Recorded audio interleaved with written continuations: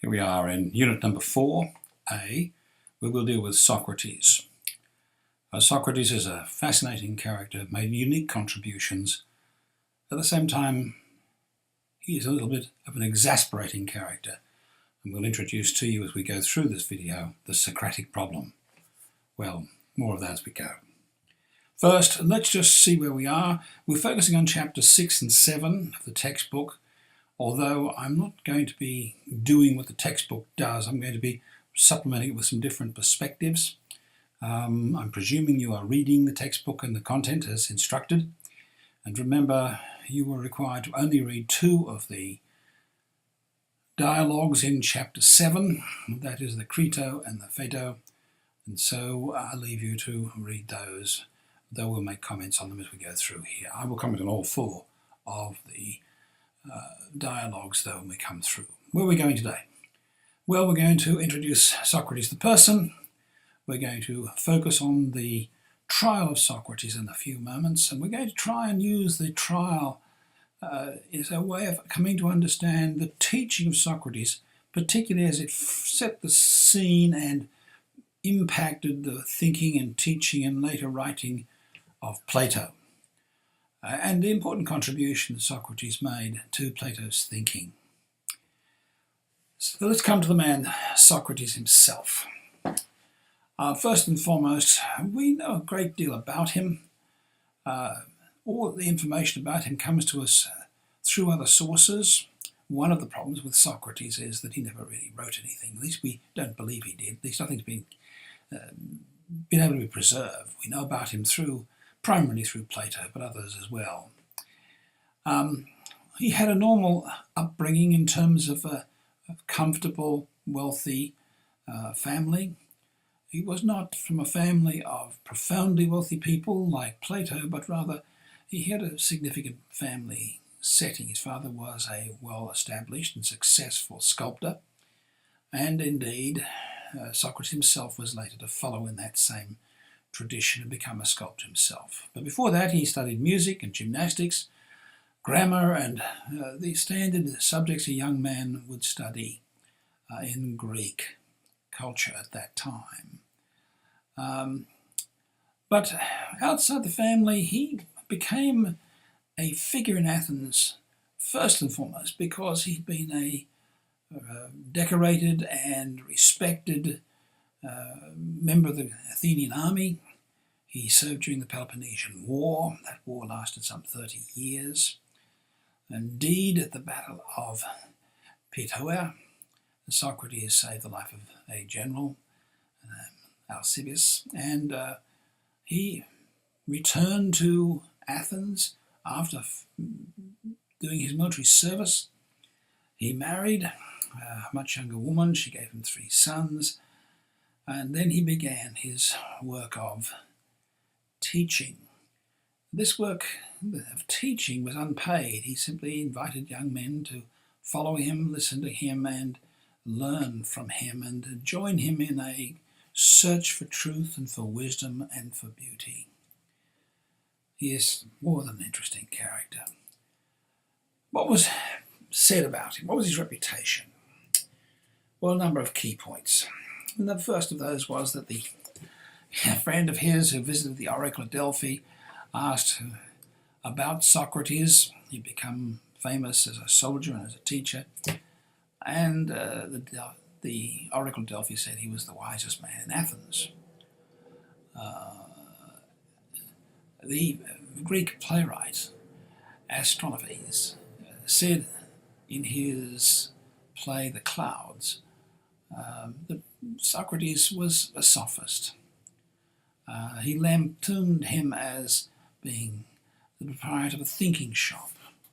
And the message that comes through that play is that Socrates is a dangerous man, creating problems. Xenophon, on the other hand, in his apology of Socrates, or for Socrates, written about his death, presents him as a pathetic hero. And what's interesting about Xenophon's description of him in his apology is that he views Socrates in a sense as his own worst enemy. effectively convicting himself. And when we look at the Platonic dialogues concerning the events surrounding the trial and death of Socrates, there's enough evidence in those dialogues to suggest that Xenophon had a very good insight into Socrates. Plato, on the other hand, sees Socrates as his hero. For Plato, who came from a very wealthy family, a life in public service and politics became impossible after the death of Socrates. And perhaps his concluding remarks in the Phaedo sum it up so beautifully. He says, "Of all those we have known, the best, and also the wisest and most upright. Deep, genuine reverence, great admiration for everything that Socrates did, taught, and stood for. And yet, there's something about Socrates as a teacher and his legacy that leads ultimately to a tragedy. As a teacher, he had no classroom. He took no fees. He provided for himself through his sculpting and through his family's wealth. He insisted that he knew nothing. He went around asking questions, seeking wisdom, treating everyone he met as the wisest and most noble person who worked things out for him and helped him. Many young men followed him. He was enigmatic. While in one sense there was nothing attractive about him, many writers describe him as ugly. One has to look at his pictures of him. He's not the handsomest of men, to say the least. And yet he's very masculine, he's very strong. It's consistent with his military service and his heroic deeds. His mission. He saw himself as the gadfly of Athens. A gadfly pricks the lazy horse and makes it do things. Well, Socrates was certainly pricking Athens, asking uncomfortable questions and making people very uncomfortable. His goal, of course, or his mission, was to make people self-critical and to engage in serious reflection about society and life. So what was he? Was he merely an Athenian academic gadfly? Others have suggested that he was a sophist, a person who went around teaching how to speak and had no commitment to truth or anything. Was he a skeptic? Well, he seemed to be always seeking after truth and wanting truth. Was he a believer in the gods, or was he not a believer in the gods? Yet he's constantly talking about the gods having given him a mission. He had to be faithful to the gods. Indeed, toward the end of his life, he insists that it is to the gods that he owes his life. But he left a legacy. He left a legacy of asking questions about what was a good life, what was justice, what was civic duty. The list goes on and on. In fact, he carries forward that tradition of the pre-Socratic philosophers, addressing the big questions. He certainly prepares the way for Plato. He and Plato seem to come out of the same mold of the concept of forms. Plato seems to have adopted that, as you see it unfold in embryonic form in the dialogue concerning the views of Socrates. Socrates certainly established the credibility of a life lived seeking after knowledge and enlightenment. And ultimately, he laid his life down for that. He is famous for his insistence that virtue is knowledge and that wrongdoing came about because of ignorance. If you like, the social problem of misbehavior and wrongdoing is ignorance. And Plato's going to pick that up in the Republic. He's going to insist on the importance of education. And of course, then there's the infamous Socratic method.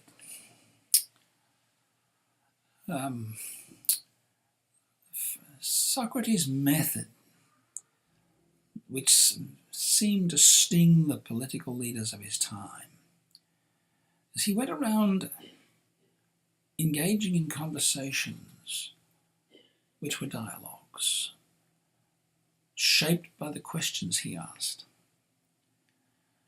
And the position he took was that the person he was speaking to was the expert on the topic. And he was seeking wisdom from that person.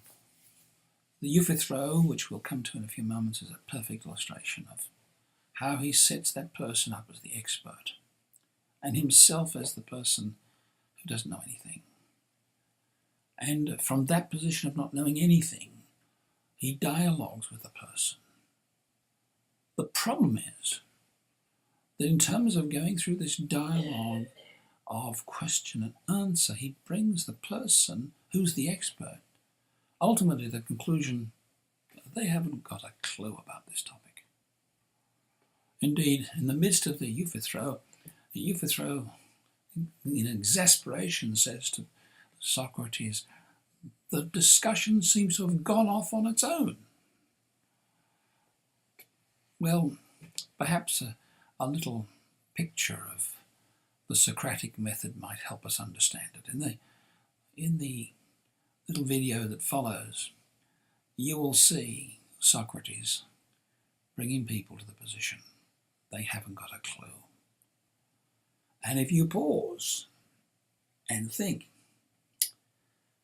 I wonder what impact that would have on major leaders in the city.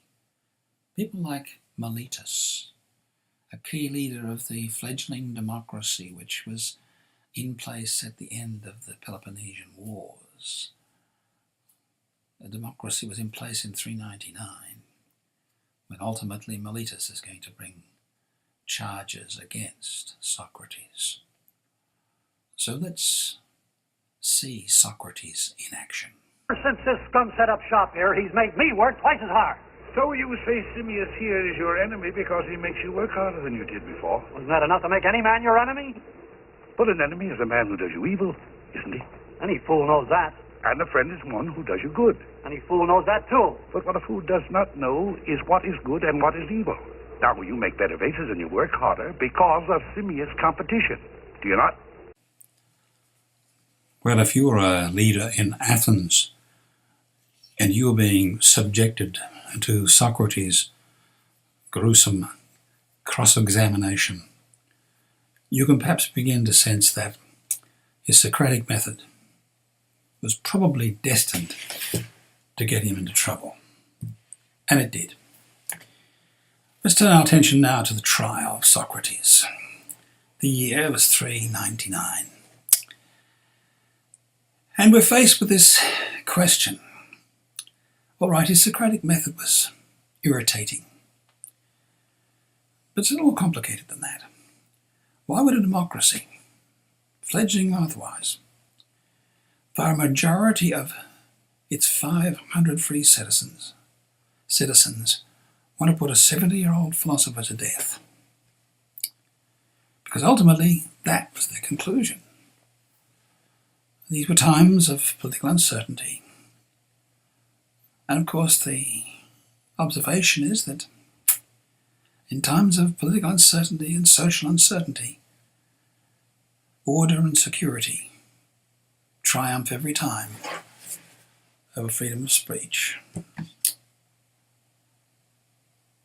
Freedom exchanged for security. Miletus, that leader of a significant leader in the majority in the democracy, along with two other friends, brings two separate charges against Socrates. The first is that he doesn't believe in the gods of the city, and he wants to change them for something else. They refer to as demons.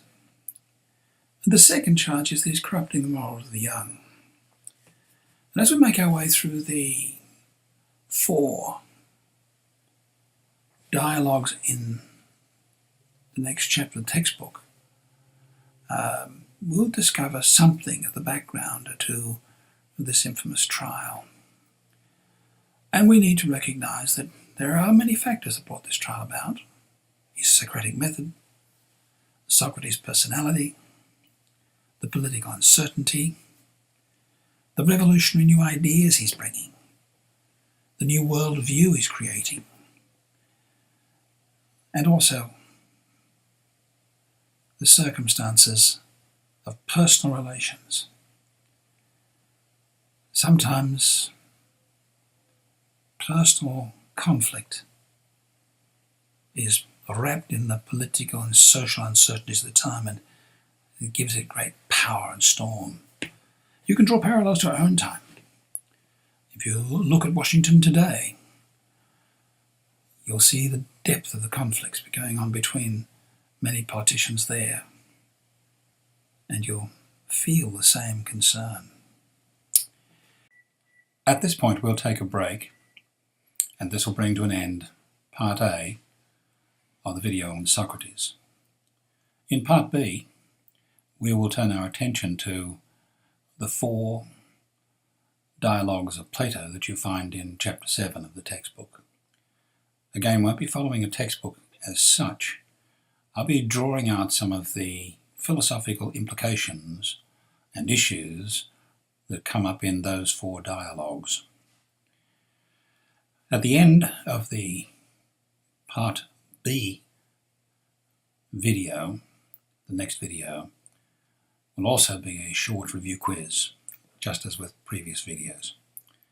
So, let's turn our attention now to Part B and the 4 dialogues of Plato.